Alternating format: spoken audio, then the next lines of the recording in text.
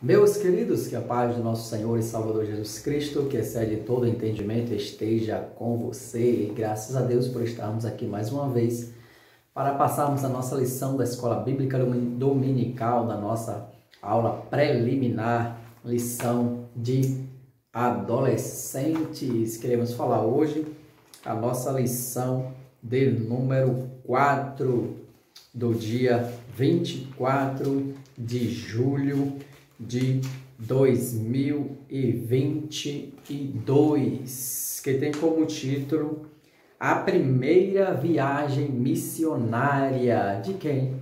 A primeira viagem missionária ali do apóstolo Paulo. Que nessa primeira viagem a gente vai ver que ele não foi sozinho. E desde já eu peço encarecidamente as orações dos santos.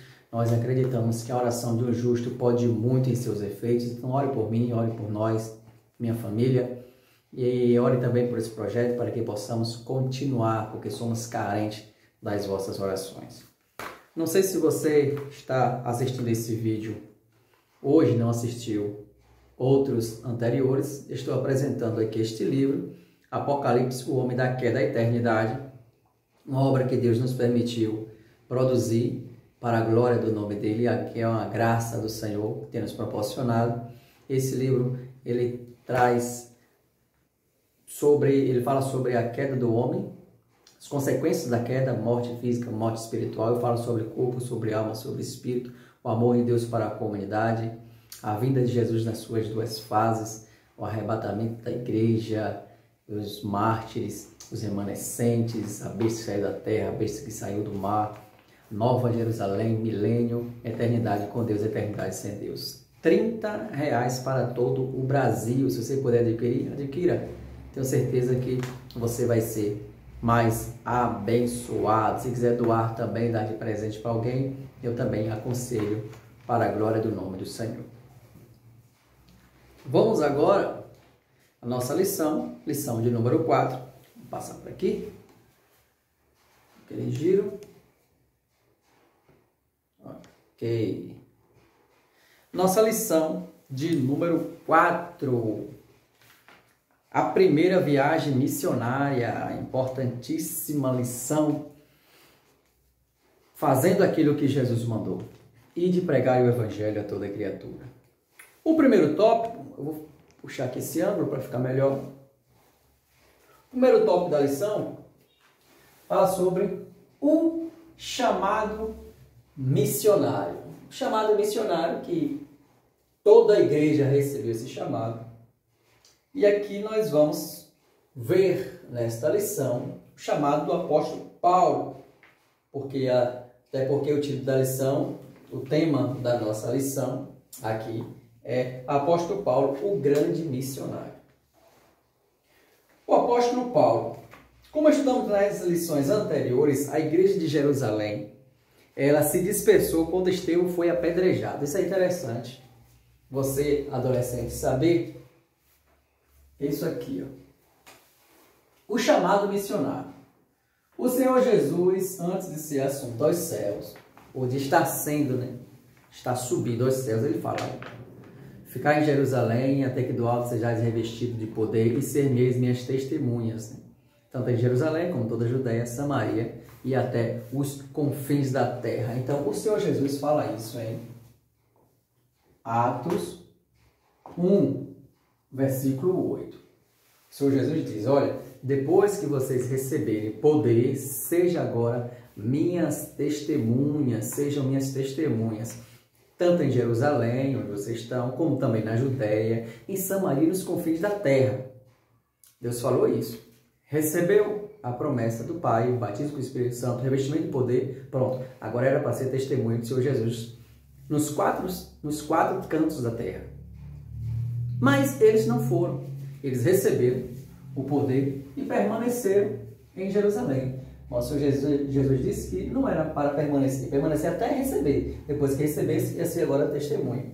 Eles não receberam. Então, quando chega em Atos 8, acontece agora, a partir do 8:1, acontece agora aquela grande perseguição do apóstolo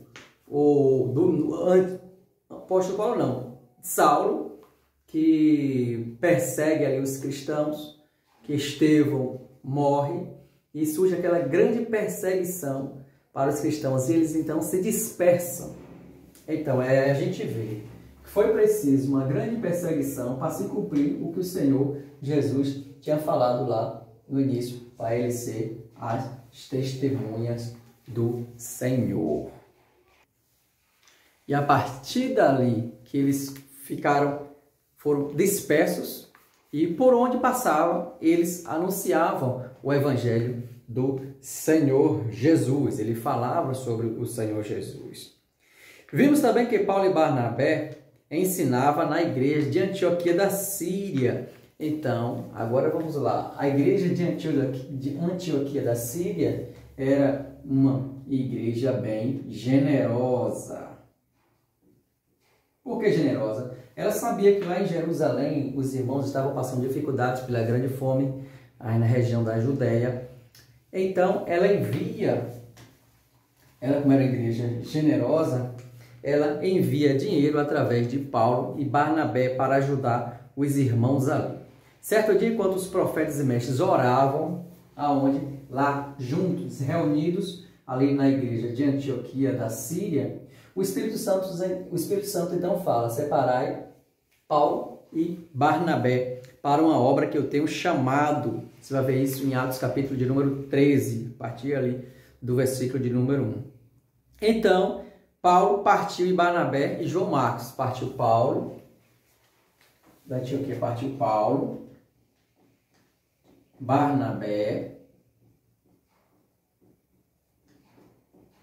e João Marcos. Esse João Marcos aqui, talvez você não saiba, esse João Marcos aqui é Marcos que escreveu o Evangelho de Jesus, esse João Marcos. E ali eles foram, os irmãos oraram por eles, colocaram as mãos sobre eles, e aí o Espírito Santo, que já tinha falado, que era para separar os dois, despediu-os para que ele fosse ali para a sua primeira viagem missionária, que durou cerca ou aproximadamente 2 anos. Aqui, ó. A primeira viagem missionária foi o apóstolo Paulo. Durou quanto, mais ou menos? Cerca de 2 anos. Ali durou aquela viagem, a sua primeira viagem missionária. O outro ponto, que é o tópico de número 2. Agora, antes de eu falar do tópico número 2, eu quero, não precisa escrever não, eu quero só frisar que a partir desse momento aqui, não se fala mais em Saulo. A partir desse momento aqui, se chama agora Paulo. A tradução ali do seu nome romano. Fala agora, o Lucas escreve agora falando só sobre Paulo. O segundo tópico da lição, as viagens na época de Paulo. Como eram as viagens na época de Paulo? Como era viajar na época de Paulo? Então, as viagens ali eram feitas por terra ou por mar. Não tinha avião. Eles não viajavam ali de avião, não. Então, era terra ou mar. E o viajar naquele período era muito perigoso, porque existiam os saqueadores, os roubadores, os ladrões, que saqueavam e roubavam as pessoas. Então, os comerciantes, geralmente, eles viajavam em caravanas, grandes caravanas. Eles possuíam o grupo de pessoas também, aí viajavam com um grupo de pessoas e possuíam camelos, jumentos, e muitos deles viajavam também a pé, porque não tinha condição de ter um camelo, de ter um jumento, um cavalo, viajava ali a pé. A caravana percorria em média, a caravana percorria cerca de 30 km por dia. Em média da caravana, 30 km por dia. A caminhada era 3 km por hora. Era a caminhada. A cavalo, a média era de 120 km por dia. Então, a gente vê como eram os tipos de viagens. Vou recapitular aqui. Ó. Era comum as pessoas viajarem a pé. Em média, uma caravana percorria 30 km por dia. Então, viajava a pé 30 km, 30 km por dia, de pé. A cavalo, a média era 120 km, cavalo, 120 km. Alguns tinham mulas, jumentos, para carregar também as bagagens. Outros possuíam carruagem, como quem? Aquele o eunuco etíope, também. E as viagens duravam dias. Então, os romanos construíram estradas. E, além de construir estradas, eles também tinham hospedarias para que viesse receber os oficiais do Estado. E essas hospedarias também servia para pessoas comuns, que tanto para os oficiais de Estado como também para pessoas comuns que estavam viajando e poderia ali se hospedar. E vemos que os cristãos eram incentivados a receber esses viajantes, até porque ali em Hebreus capítulo 3, versículo 2, Hebreus 3 e 2, diz que não deixe de receber bem aqueles que vêm à casa de vocês, pois alguns foram hospitaleiros e até receberam anjos, sem saber. Hebreus 3, capítulo 2. Então, a dificuldade do percurso era muito grande que existia naquela época. Não era fácil. Ninguém pensa que era fácil. É fácil fazer missões. Não era fácil fazer missões naquela época. Era muito mais difícil do que os dias de hoje. Os dias de hoje são fáceis? Também não são fáceis. Mas naquele período era muito difícil. E a dificuldade do percurso era muito grande. Mas eles estavam conscientes desses desafios, que era pregar a palavra do Senhor e dos desafios que iam encontrar durante essa viagem. Então, ali ia ter muitos desafios. Então, aquele que quer ser missionário vai encontrar muitos desafios pela frente. Mas tem que ter a certeza de que aquele que o chamou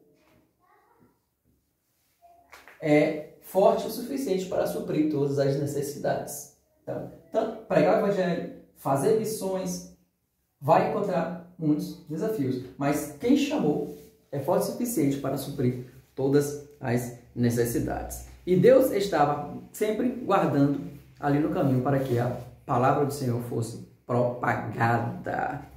Essa é a segunda parte, o segundo tópico da lição. Vamos para o terceiro tópico. A rota da primeira viagem missionária. Como foi a rota por onde eles passaram, por onde o apóstolo Paulo passou durante a sua primeira viagem missionária? Eu fiz aqui, tentei fazer aqui um mapa. As letras estão pequenas, mas eu vou falando e vocês vão observando que este mapa a gente encontra em algumas bíblias de estudos, alguns livros, e eu quis trazer aqui para a gente ter uma noção do quanto ele percorreu, do quanto as cidades que eles passaram e como era essa estratégia de viajar e depois retornar pelo mesmo local por onde passou, para ver como é que estavam os irmãos e instituir ali pastores, obreiros, para tomar conta ali de congregações. O apóstolo Paulo, por onde ele passava ali, ele criava uma igreja na casa de alguma pessoa, de algum irmão. E aí quando ele voltava, passava lá de novo para saber como é que estava. Passava nas sinagogas também pregando. E aí quando ele parte da Antioquia, a rota foi o seguinte. O apóstolo Paulo, primeiro, Paulo e Barnabé foram para Seleucia, aqui. Ele vai para Seleucia. Quando ele sai de Antioquia da Síria, de Antioquia da Síria. Seleucia é aqui a mesma aqui de Seleucia. Talvez não dê para ver, não, mas aqui tá bom. Ele sai de Antioquia da Síria, vai Antioquia da Síria. Por que Antioquia da Síria? A gente vai ver que tem outra Antioquia. Antioquia da Síria, aqui. Depois ele veio para Seleucia. aqui. Onde é essa Seleucia? É uma ilha, em uma ilha chamada Ilha de Chipre. A gente vai ver muito isso, essa Ilha de Chipre, ali, Atos dos Apóstolos. A Ilha de Chipre, então ele passa ali de Seleucia. Depois ele vai para Pafos, que se encontra também na Ilha de Chipre. Essa parte aqui é a água. É a água aqui, é o Mar Mediterrâneo. Mar Mediterrâneo. Então, ele vem para essa ilha aqui de Chipre, passa para Seleucia, depois passa para Pafos, depois ele vai para Atalia, Pafos. Aí ele segue, sai da ilha de Chipre, isso. Ele vai para a região agora de Antioquia da Psídia. Antioquia da Síria, vai para Antioquia agora da Psídia. E aqui em Antioquia da Psídia, ele passa aqui em Atalia, depois vem para Perge. Depois ele chega aqui em Antioquia aqui da Psídia, ele vai para Icônio, depois ele vem para Listra, depois ele vem para Derbe. E aqui é Tarso, onde o apóstolo Paulo aqui, ele nasceu. Aí depois quando ele faz todo esse percurso, aí ele volta. Derbe, de novo, Listra, aí vem para Icônio, aí vem Antioquia aqui da Psídia, aí vem para Perge, de novo, aqui em Atalia, depois ele volta aqui para a ilha de Pafos, aonde ali em Chipre, depois passa aqui na Seleucia, que é também aqui Salamina, né? Seleucia, e depois vem para Antioquia da Síria, que foi a igreja de onde ele partiu. Então, Antioquia da Síria era uma igreja missionária. Então, aqui era uma igreja missionária, que foi a partir daqui, dessa igreja de Antioquia da Síria, que os apóstolos foram enviados para fazer missões. E outro ponto importante aqui também, essas cidades aqui hoje se encontram aonde? A maioria dessas cidades tem até o nome aqui das cidades, eu não vou nem querer pronunciar aqui a maioria aqui do nome dessas cidades, eu vou mostrar aqui para vocês. Talvez na lição de professores aqui, ó, você pede aqui o nome das outras cidades. Eu vou falar aqui, ó. Antagia, Sevklik, isso é Antioquia da Síria hoje, é chamado de Antagia. Salamina continua Salamina, Pafos, Perge próximo a Lara, Antioquia da Psídia e Alvac, e aqui tem outros nomes também.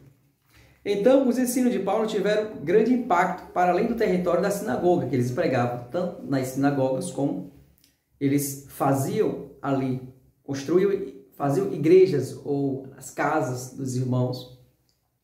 De modo que não demorou muito para que os judeus também se interessassem pela mensagem trazida pelos viajantes. Ele pregava tanto para judeus como para gregos, ou seja, os judeus e não judeus. Era o Espírito Santo trabalhando nos corações, levando os pecadores ao arrependimento. Então o apóstolo Paulo pregava, mas quem levava ao arrependimento? Sempre o Espírito Santo.